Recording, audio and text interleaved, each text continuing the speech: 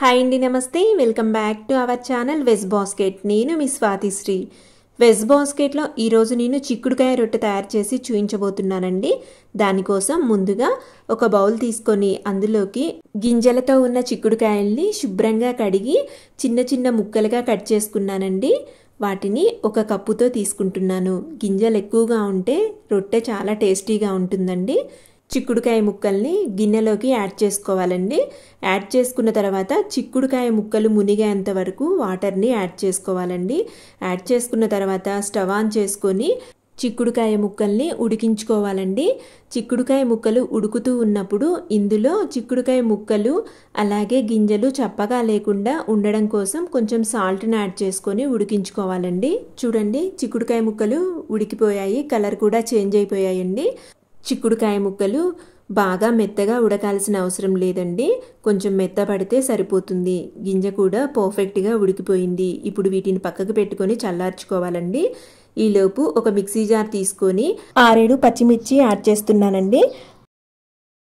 పచ్చిమిర్చి యాడ్ చేసిన తర్వాత 1/2 టీ స్పూన్ జీలకర్ర, అలాగే 1 టేబుల్ స్పూన్ అల్లం తరుగు, రుచికి తగినంత ఉప్పుని యాడ్ చేసుకొని గ్రైండ్ చేసుకోవాలండి. ఉప్పు ఇంతకుముందు చిక్కుడుకాయ ముక్కల వరకే వేసామండి. ఇప్పుడు పిండికి సరిపడా ఉప్పుని ఇందులో యాడ్ చేసుకొని గ్రైండ్ చేసుకోవాలి. ఇప్పుడు ఒక బౌల్ తీసుకొని అందులోకి 2 కప్పుల బియ్యం పిండిని యాడ్ చేసుకోవాలండి.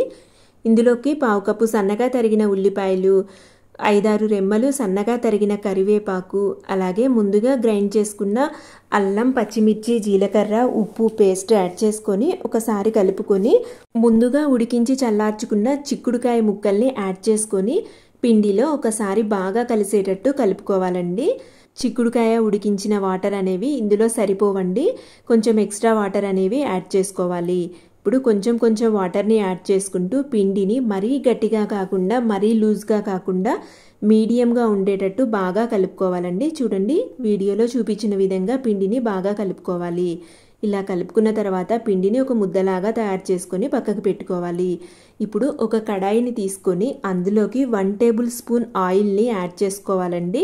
ఈ చిక్కుడుకాయ రొట్టె అడుగు మందంగా ఉన్న గిన్నె లేదా అడుగు మందంగా ఉన్న ఇనుప కడాయిలో తయారు చేసుకుంటే చాలా టేస్టీగా వస్తుందండి. ఇప్పుడు కలిపి పక్కన పెట్టుకున్న పిండిలో నుంచి పెద్ద సైజు పిండి ముద్దను తీసుకొని ఆయిల్లో రొట్టెలాగా స్ప్రెడ్ చేసుకోవాలండి. ఈ ప్రాసెస్ అంతా స్టవ్ ఆన్ చేయక ముందే చేసుకోవాలండి. రొట్టెను మనకి ఏ సైజులో కావాలంటే ఆ సైజులో, ఏ మందంలో కావాలంటే ఆ మందంలో వత్తుకోవచ్చండి. నేను మీడియంగా ఉండేటట్టు వత్తుకున్నానండి. రొట్టె మధ్యలో హోల్స్ పెట్టుకోవటం వల్ల రొట్టె బాగా కాలుతుందండి. ఇప్పుడు ఒక మూత పెట్టుకొని స్టవ్ ఆన్ చేసుకొని రొట్టెను మంచి కలర్ వచ్చే వరకు కాల్చుకోవాలండి. రొట్టెను 1 నిమిషం పాటు హై ఫ్లేమ్లో ఉంచుకొని తరువాత లో ఫ్లేమ్లో పెట్టుకొని రొట్టెను కాల్చుకోవాలండి. క్రిస్పీగా కావాలనుకుంటే క్రిస్పీగా కాల్చుకోవచ్చు, లేదంటే ముందుగానే తీసుకుంటే రొట్టె మెత్తగా ఉంటుంది. నేనైతే ఇక్కడ క్రిస్పీగా ఉండేటట్టు కాల్చానండి.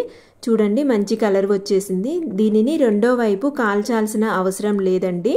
ఇప్పుడు రెండోసారి తయారు చేసుకునేటప్పుడు కడాయిని స్టవ్ ఆఫ్ చేసుకొని కొద్దిసేపు చల్లారనివ్వాలండి.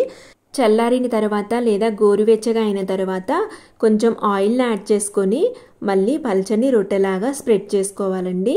బియ్య పిండితో తయారు చేసే ఈ చిక్కుడుకాయ రొట్టె ఆయిల్ని ఎక్కువగా పీల్చుకోదండి.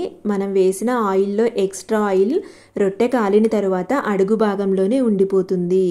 ఇందులో చిక్కుడుకాయ గింజలని యాడ్ చేయటం వల్ల స్పెషల్గా ఇందులో పప్పులు ఏమీ యాడ్ చేయాల్సిన అవసరం లేదండి. చిక్కుడుకాయ గింజల్ని ఉడికించి యాడ్ చేయటం వల్ల రొట్టెను క్రిస్పీగా కాల్చినప్పుడు చిక్కుడుకాయ గింజలు కూడా క్రిస్పీగా తయారవుతాయండి. అంతేనండి, ఎంతో టేస్టీగా ఉండే చిక్కుడుకాయ రొట్టె రెడీ అయిపోయింది. రెసిపీ నచ్చినట్టయితే లైక్ చేయండి, షేర్ చేయండి, కమెంట్ చేయండి. ఇటువంటి మరిన్ని వీడియోస్ కోసం నా ఛానల్ను తప్పకుండా సబ్స్క్రైబ్ చేసుకోండి. Thank you for watching.